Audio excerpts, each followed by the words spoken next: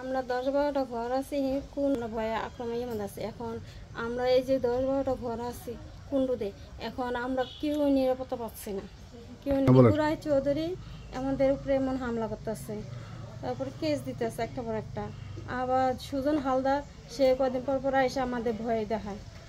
বনমিতা বিশ্বাস, হ্যাঁ, আমাদের বাড়িটার নাম হয়েছে চৌধুরী বাড়ি। তারপর শেষে আমরা কুণ্ড আর বিশ্বাস, আমরা দীর্ঘদিন এই বাড়িতে বসবাস করতেছি। আমাদের নিজের জায়গা সম্পত্তি কাগজপত্র সবই ওকে, কিন্তু আমাদের কিছু লোক আছে আমাদের উচ্ছেদ করার জন্য, মানে তারা উঠাল আমাদের পিছনে লাগছে। না, আমার নাম কল্পনা রানী কুণ্ডু, স্বামীর নাম অজয় কুণ্ডু। আমরা এই বাড়ি অনেক বছর ধরে বসবাস করতেছি, কিন্তু দীপুরাই চৌধুরী আর সুজন হালদার আমাদের আইসা অত্যাচার করে আমাদের এই ভিটায় ঘর উঠাইছিল।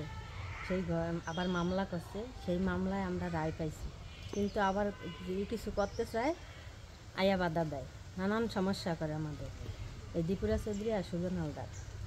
আমাদের স্বামীরা ব্যবসা বাণিজ্য কর্তারা না আমাদের ভয়ে ভীত থাকে মনের মধ্যে। আমার নাম সমুদ্র কুণ্ডু, আমি এই কুণ্ডু বাড়ির ছেলে। আমাদের এই জায়গা জমি নিয়ে যত ঝামেলা চলতেছে তা আমার জন্মের আগের থেকেই আমি দেখতেছি বলতে কি আমি যতটুকু বোঝার পর থেকে দেখতেছি এই জায়গা জমি আমাদের এগুলো নিজস্ব, এবং কি আমার কাগজপত্রগুলো লিগেল। কি আমাদের কাগজপত্র A to Z আপডেট। তারা যতগুলা মামলা করছে প্রত্যেকটা মামলাই তারা হারছে, কিন্তু কি তারা আমাদের লোকবল নাই, প্লাস কাগজ আছে, আর আমাদের ওই রকম পেশি শক্তিও নেই যে তাদের সাথে আমরা শক্তি দেওয়া কোনো যুদ্ধ করবো। এই কারণে ওরা আমাদের উপর প্রত্যেকটা মুহূর্তে প্রত্যেক বছর 3-4টা করে মামলা। এই মামলাগুলোর কারণে আমরা প্রতিনিয়ত হয়রানি করতে হইতেছি। আর প্রশাসন দেখতেছে আমাদের থানা হোক বা যারাই হোক এই জমি নিয়ে কারা কিভাবে মামলা করতেছে। ব্যবসায়ী তারা আপনার লোক বল নিয়ে যেভাবে হোক কাগজপত্রে 6-9 বানায় তারা যদি লিগেলে এই জমি পাইত, তারা এই 10-15 বছর যারা মামলাই করতেছে, মামলা করে তারা কি পাইতেছে? তাদের যদি কাগজপত্র থাকে তারা এত হয়রানি না করে এই জিনিসটারে যেই 15-17 বছর বা 70 বছর যাবৎ কেস মামলা চলতেছে, এটাকে তারা একটা নির্দিষ্ট জায়গায় বসে তাদের কাগজপত্রগুলো শো করুক, কিন্তু তারা কাগজপত্র শো করে না। তারা তাদের কাগজপত্র কোর্টে শো করে। কোর্ট তো যে কেউর নামে মামলা করতে পারবো, মামলা করে তারা শুধু আমি হয়রানি করতে পারবো, কিন্তু হয়রানি সে শুধু হয়েই যাবো, কিন্তু সে তো লিগেল বিচারটা পাইতেছে না। আমরা চাইতেছি এর একটা সুস্থ সমাধান।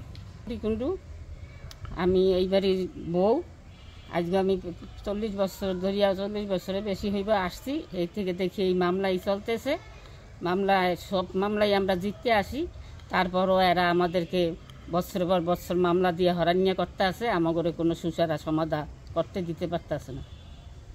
আমরা একটা সমাধান চাই। এবারের বউ, আমি 50 বছর প্রায় এই বাড়িতে আসছি। আমি আসার পর থেকে দেখি এই বাড়িতে মামলা একটার পর একটা, আমরা কোনো কিছু করতে পারি না। আমাদের আর্থিক অবস্থা তেমন একটা নাই, আমরা মামলা মোকদ্দমার জন্য আমরা কোনো কিছুতেই করতে পারি না। ছেলে মেয়েদের মানুষ করতে পারছি না, ঘর বাড়ি করতে পারতেছি না। এই সুজন হাওলাদার আমাদের অনেক অত্যাচার করে, আমরা কোনো কিছু করতে লেগে আমাদের বাধা দেয়, কোনো কিছু আমরা সুষ্ঠুভাবে করতে পারতেছি না। ওর জ্বালায় আমরা বেশি অতিষ্ঠ হয়ে যাইতেছি।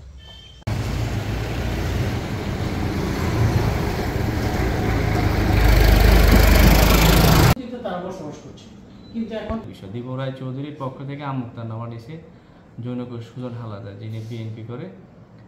প্রকান্তরে এই জায়গারই কিছু একটা পার্টি অংশবিশেষ সম্ভবত ইউনাইটেড গোসাঘাট নামে একটা রেজিস্টার নিয়ে আক্তার কাজী এবং রবিন সহ এবং স্থানীয় অনেকে এটার সাথে রিলেটেড।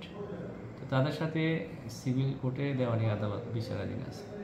তো দেওয়ানি আদালতের বিচারাধীন যখন থাকে, এটা থানা পুলিশ আমার পক্ষে সেখানে গ্রেপ্তার করার সুযোগ। আর বিশেষ করে জায়গা জমি সংক্রান্ত যখন কোনো সমস্যাটা আমরা অ্যাড্রেস করি মূলত হচ্ছে বেসিক্যালি হচ্ছে আইনশৃঙ্খলা, যেন জনগণের মধ্যে বিশৃঙ্খলা তৈরি না হয়, খুনাখুনি রাহাজানি মারামারি তৈরি না হয়।